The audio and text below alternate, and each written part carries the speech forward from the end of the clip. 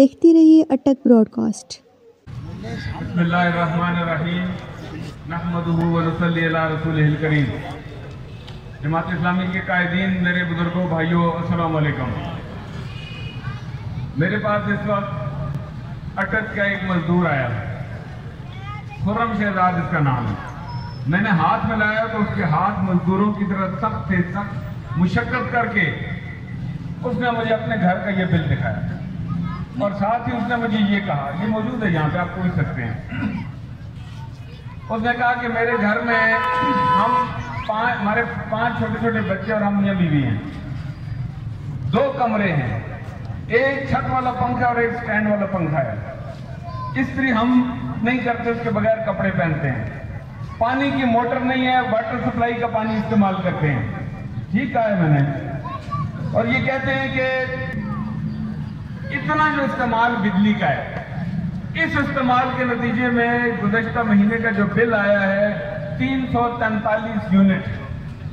मैं पूछता हूं कि वो दुनिया में को मीटर कहां बनता है कि जो 2 पंखों और 2-3 लाइटों का, फ्रिज नहीं है, मोटर नहीं है, इस्त्री नहीं है, वॉशिंग मशीन खराब है, इस्तेमाल नहीं हो रही। ये गरीब मजदूर की बात आपके सामने कर रहा हूं, किसी सरमायादार की नहीं कर रहा, जागीरदार की बात नहीं कर रहा, 20वें ग्रेड के अफसर की बात नहीं कर रहा। एक गरीब मजदूर, आप उससे हाथ मिलाएं, आपको पता चलेगा वो मजदूर है। 343 यूनिट क्यों आए हैं?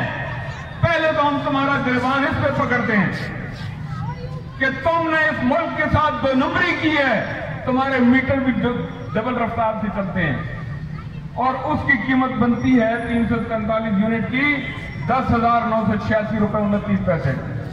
फिर उसमें जरा दिल पे हाथ रख के सुने, उन्होंने कहा कि जी फ्यूल प्राइस एडजस्टमेंट 179 रुपीज 93 पैसा, 180 रुपए।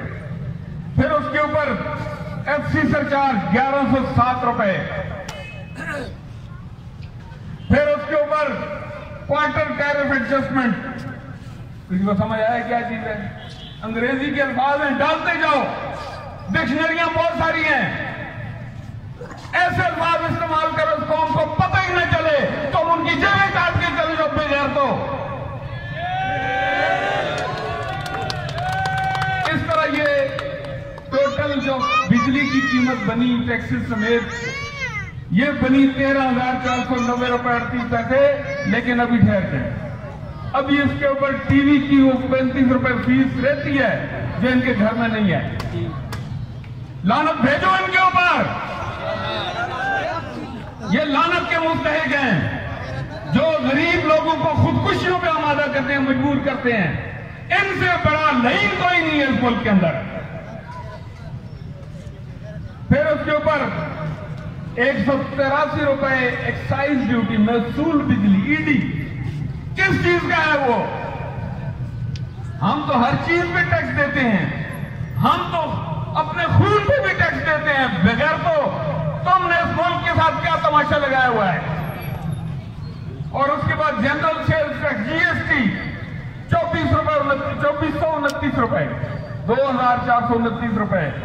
फिर उसके ऊपर 33 रुपए फ्यूल प्राइस एडजस्टमेंट के ऊपर अलग से जीएसटी, और उसके बाद 270 रुपए एक्साइज ड्यूटी, फिर एफपी के ऊपर, फ्यूल प्राइस एडजस्टमेंट के ऊपर जीएसटी अलग, और फिर उसके ऊपर एक्साइज ड्यूटी अलग।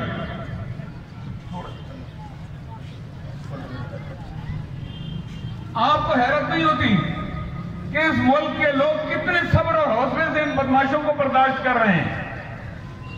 उसके बावजूद हम लोग तमाशाई हैं। हम देखते हैं कि कोई एक जमात निकलती है तो ठीक है, वो जाने और उसका झंडा जाने और उसका मुतालबा जाने, उसके जुलूस जाने। मैं आपसे अर्ज करता हूं, ये सारे मिला के ये बनते हैं 2682 रुपए, और सब कुछ मिला के 16,173 रुपए। अच्छा, इसमें 15,957 बने और उसमें 216 रुपए फिर एक टैक्स लगा दिया, टोटल फ्यूल प्राइस एडजस्टमेंट।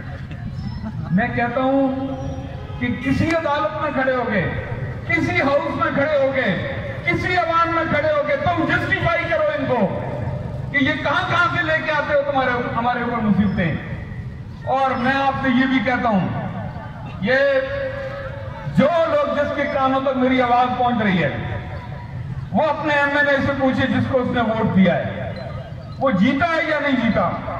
जिन्होंने मुझे वोट दिया मुझे पूछो, और जिनके एमएलए इस दफा जीते हैं वो इस दफा वालों से पूछें, और जिनके पहले जीते थे वो उनसे पूछें कि तुमने कभी असेंबली में खड़े होकर पूछा है कि ये कौन कहां से आए ये सारे टैक्स, किसने आपको अथॉरिटी दी है, दुनिया के किस कानून में ये आते हैं। और क्या हम सिर्फ यही टैक्स देते हैं? हम पेट्रोल के ऊपर टैक्स देते हैं, हम डीजल के ऊपर टैक्स देते हैं, फिर उस पेट्रोल और डीजल के ऊपर कोई ट्रांसपोर्ट चलती है तो उस ट्रांसपोर्ट में जो किराया हम देते हैं उसके ऊपर एक अलग टैक्स देते हैं। फिर जो मोटरें चलती हैं बिजली के ऊपर, उनसे पानी लेते हैं, उसके ऊपर अलग टैक्स देते हैं। टैक्सों का पहाड़ है जो कौम की गर्दनों और सरों और कंधों पर मुसल्लत किया गया है। लेकिन हैरत है, अदालतें चुप हैं, कैंगरू कोर्ट्स खामोश हैं, वो अपने प्यारों को तहफ़्फ़ुज़ देने में लगे हुए हैं।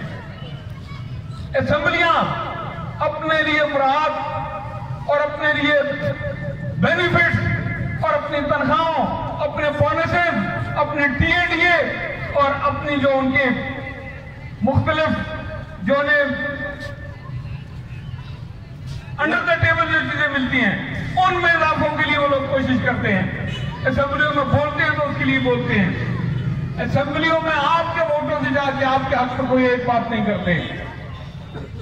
आप हर चीज पे, बल्कि जो चीज आप पैदा करते हैं उसके ऊपर भी आप टैक्स देते हैं। किसान गंदम पैदा करता है, आलू पैदा करता है, प्याज उगाता है, सब्जियां उगाता है, उनके ऊपर अलग से टैक्स देता है। जमीन आप अपनी बेचें टैक्स दें, अपने पैसों से खरीदें उस पर टैक्स दें, सड़क पे चलते हुए टोल प्लाजों पर टैक्स दें, हर चीज पे टैक्स दें। बदमाशों और जग्गों ने आपसे जगह टैक्स लिया है और मुसलसल लिए जा रहे हैं। और मेरे भाइयों, इसका हल क्या है? मैं नहीं कहता कि आप बिलों को जला दें, मैं नहीं कहता कि आप बिल अदा न करें, मैं नहीं कहता कि आप कलेक्शन को लेकर उनके दफ्तरों में चढ़ जाएं, मैं नहीं कहता कि इन अफसरों और इन सारे लोगों को, ये जो मुंतखब नुमाइंदे हैं, इनको आप झूठे मारे। हम ये नहीं कहते। हम ये कहते हैं कि मैदान में निकलें। आपका पुरअमन जमहूरी हक है, पुरअमन तरीके से, आईनी तरीके से चौकों में खड़े हों, सिर्फ जमात इस्लामी की कॉल पे नहीं, खुद निकलें। आपने देखा है कश्मीर में लोग निकले हैं, उधर सामने हम तो यहां भी आवाज देते हैं। ये 32 रुपए यूनिट लगा है जो इनके इस बिल के अंदर, 3 रुपए यूनिट कश्मीर में दे रहे हैं, इसलिए कि ये लातों के भूत थे। उन्हें बातों के से समझाने की कोशिश की, नहीं समझे, उन्होंने लातों से समझाया और ये समझ गए हैं। ओस्मानो आइया 4 किताबा, पंजवा आया डंडा। तो इनको आप लोग इस तरीके से मामूलात जिंदगी को जाम किया जाएगा। आपके टैक्सों पे पलने वाले, मुराद लेने वाले, आपके वोटों से मुंतखब होने वाले, या आपके वोटों के नाम पे फॉर्म 47 के जरिए मुंतखब होने वाले, वो चोर और डाकू, वो मेंबर और वो वजीर और वो गवर्नर, जब आपके पास आते हैं तो ऐसे आते हैं जैसे उन्होंने कोई दुश्मन की कौम को फतह किया है और फातिहाना जुलूस लेके आ रहे हैं। दुश्मन की हैसियत से हमें डील करते हैं। वो उनके साथ प्रोटोकॉल ऐसे होता है कि जैसे उन्हें उनकी जान को, जैसे दुश्मन से खतरा है वैसे हमसे खतरा होता है। और उसके लिए उन एक एक शख्स करोड़ों में महाना पड़ता है। एक एक शख्स की तनख्वाहें, टीए, डीए, अलाउंसेस, उनकी सिक्योरिटी के अखराजात, उनके होटलों के बिल, उनके इजलासों के अंदर बैठने की कीमत, उनके एक एक मिनट को हुकूमत उनसे खरीदती है। और जो इजलासों में शरीक नहीं होते वो भी पैसे लेते हैं। इन जालिमों का इलाज मेरे भाइयों क्या है? मैदान में निकलो, मैदान में निकलो।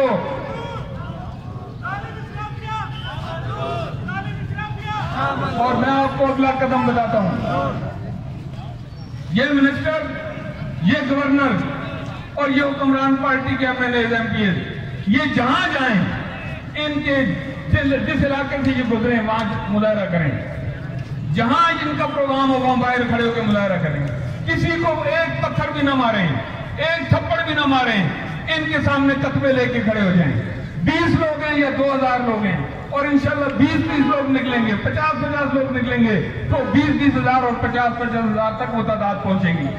आप निकलेंगे नहीं निकलेंगे मेरे भाइयों, इंशाल्लाह आप निकलेंगे। तो ये सारों को मैं आखिरी बात आपके सामने करके बात खत्म करता हूं। आपने देखा ये आपकी बिजली महंगी करने के लिए किसका नाम लेते हैं? IPP का, इंडिपेंडेंट पावर प्रोड्यूसर, IPP। हालांकि उनको ये PPP भी कह सकते थे, प्राइवेट पावर प्रोड्यूसर। क्यों नहीं कहते? जो मुआहदा है उसके मुताबिक वो प्राइवेट नहीं है, वो इंडिपेंडेंट है, वो आजाद है, वो किसी कानून के पाबंद नहीं है, उनके ऊपर पाकिस्तान का कोई कानून लागू नहीं होता। वो आजाद ही नहीं, वो आका हैं, हम गुलाम हैं उनके। इंडिपेंडेंट पावर प्रोड्यूसर इन सारे बदमाशों के फ्रंटमैन चला रहे हैं। उनके साथ इन्होंने जो मुआहदे किए हैं उसके मुताबिक इनको बिजली खरीदनी पड़ती है उनसे, वो जितनी पैदा करेंगे इन्हें खरीदनी पड़ेगी। इसलिए ये बहानों से आपके सोलर यूनिट्स के ऊपर भी टैक्स लगाएंगे।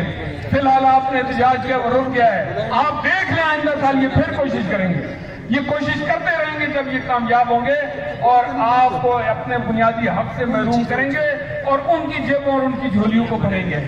इसलिए मैं आखिरी बार फिर ये बात कहता हूं कि वक्त का धारा कब बदलेगा? सब निकलोगे तब बदलेगा। वक्त का धारा कब बदलेगा? सब निकलोगे तब बदलेगा। महंगी बिजली, महंगी बिजली, महंगी बिजली, IMF, सालाना बजट, महंगी बिजली। बहुत बहुत शुक्रिया। अल्लाहू अकबर,